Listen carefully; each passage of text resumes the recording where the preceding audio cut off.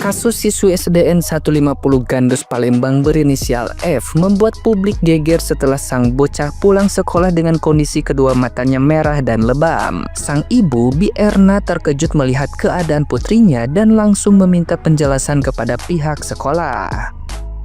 Namun, jawaban yang diterimanya justru tidak memuaskan. Guru di kelas F mengaku tidak tahu apa yang terjadi. Bahkan ada yang menuduh F terlalu sering bermain ponsel.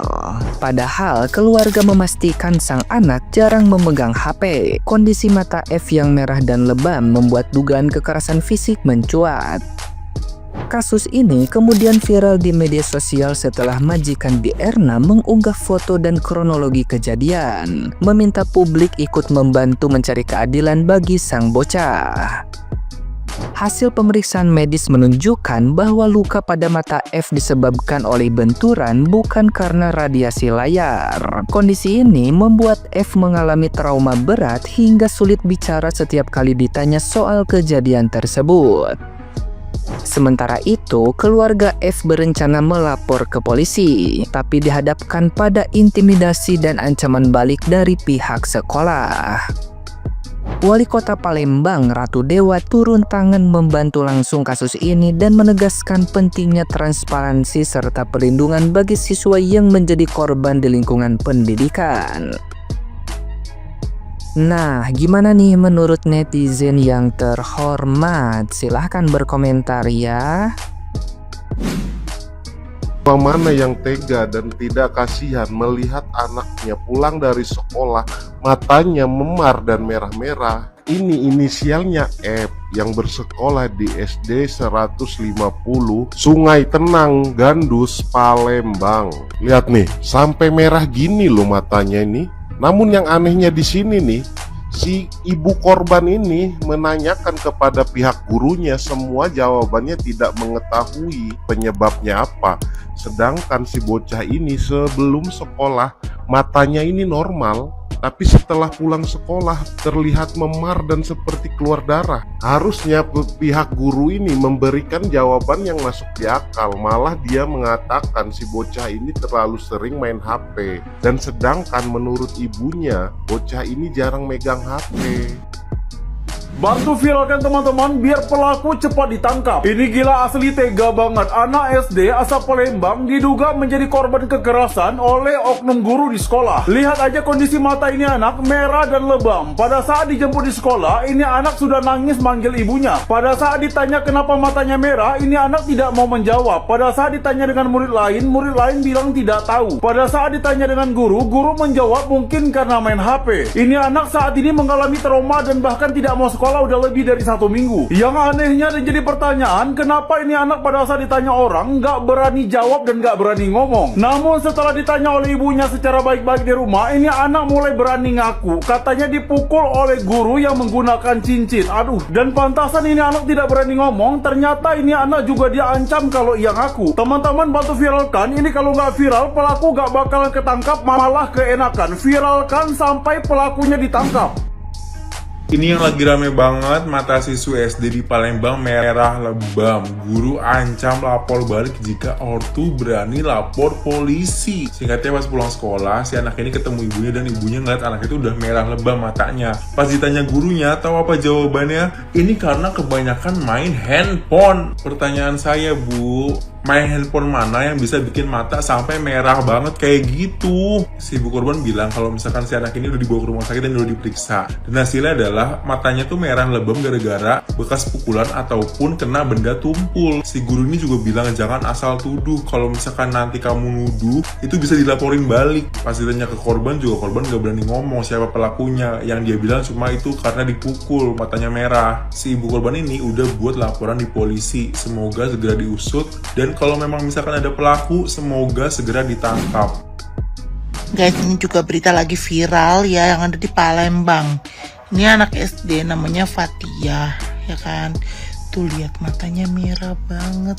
ya. Cuman ini kuncinya tuh ada di anaknya sebenarnya. Cuman ini anaknya pendiam banget gitu loh. Dia nggak bisa bilang, maksudnya dia nggak bilang siapa yang melakukan itu. Nah ini kayak apa, ibunya tuh mau ngelaporin sekolah, sekolah mau ngelaporin ibunya nih guys. Aduh, ini kuncinya tuh ada di adiknya ya. Mungkin ya nggak tahu.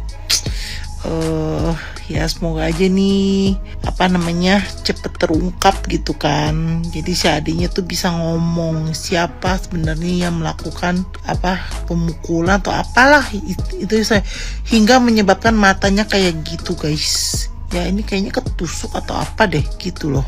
Mungkin ya, itu merah banget mata-matanya.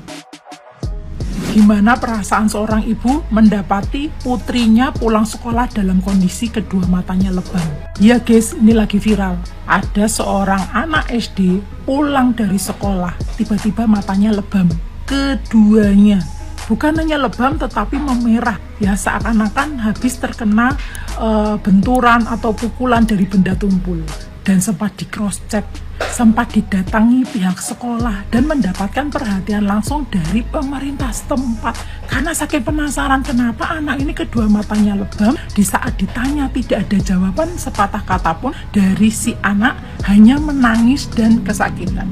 Setelah didatangi ke pihak sekolah, dari pihak guru yang mengampunya tidak ada yang mengaku dan tidak ada kejelasan terkait kronologi bagaimana kedua anak itu bisa lebam. Bahkan gurunya sendiri juga bingung menanyakan ke teman-temannya kenapa mata si anak ini merah dan lebam. Tapi anehnya guys, di saat viral ini ya, karena sudah viral ya, akhirnya si anak ini dibawa visum ke rumah sakit atau ke puskesmas dan didapati bahwasannya kedua matanya lebam itu akibat dari benturan benda tumpul dan dicurigai itu adalah benturan dari cincin seseorang. Nah ya, ini pelajaran buat kita semua di saat kita memiliki anak ya yang ada di sekolah. Ya, di saat anakmu terjadi sesuatu tolong ditenangkan dulu. Dalam kondisi seperti ini anak-anak ini kalau ditanya, ditekan, mereka itu tidak bisa menjawab. Mereka sedang trauma. Banyak sekali yang berkomentar menyalahkan anaknya. Kenapa sih anaknya diam aja? Kenapa sih anaknya nggak cerita, nggak ngaku siapa yang mukul? Hei, mereka trauma. Dia sedang trauma. Jadi ada baiknya kita tenangkan dulu, kita sembuhkan. Nanti pelan-pelan kita tanya apa permasalahannya. Karena sampai sekarang belum ada bukti juga ya. Jadi ini contohnya anakku pernah ya kejadian itu. Di saat ditanya itu, kamu kenapa sama temenmu, nggak ngaku dia karena dia ketakutan. Begitu dia sudah nyaman, sudah lupa dengan kejadiannya, baru dia mau cerita. Iya mah, aku diginiin sama temanku. Iya mah, gini. Jadi buat pelajaran ya. Jadi kalau ada anak kita dari sekolah terjadi sesuatu, mereka tidak bisa menjawab dan hanya bisa menangis, itu mereka trauma, psikisnya trauma. Jadi bisa ditenangkan dulu, jangan disalahkan, jangan ditanya-tanya dulu, biarkan dia senang dulu. Kalau hatinya sudah lega, biasanya mereka akan bercerita. Kalau kalian gimana? Menurut kalian mata lebam itu karena dianiaya atau karena benturan jatuh? Ini pengalaman aku pribadi ya, kenapa aku stit videonya Dede ini ya, karena aku dendam sekali sama guru aku. Sampai sekarang wallahi aku dendam sekali. Karena apa? Dulu waktu aku sekolah, aku pernah dikata-katain manete anak jalma ente boga imanah butut siga kandang ayam bapak mane siga preman. Tahu nggak artinya? Orang Jawa Barat pasti tahu lah artinya. Kamu tuh ya anak yang orang nggak mampu ya, rumahnya jelek seperti kandang ayam, bapak kamu kayak preman. Di situ aku sakit hati banget. Kenapa aku stit videonya sampai aku gregetan banget? Karena aku ingat gitu loh, sumpah. Kalau hukum ya mungkin pengen nonjok ke wajahnya, sumpah yakin kalau seandainya tidak berdosa ataupun tidak kriminal, udah aku tonjok wajahnya dia, udah aku injek-injek beneran. Kan aku balaskan dendam. Astagfirullahaladzim. Pokoknya dia tuh sering ngata-ngatain bapak aku, almarhum bapak tiri. Aku sering dikata-katain, salahnya apa sama dia? Anjir, udah tahu aku orang nggak punya. Waktu ada bantuan buat yang orang nggak mampu gitu kan, temen aku yang rumahnya gedongan aja dapat bantuan. Aku inget banget ya. Terus apa? Aku yang orang nggak mampu sama dia nggak dicatat sama gurunya itu.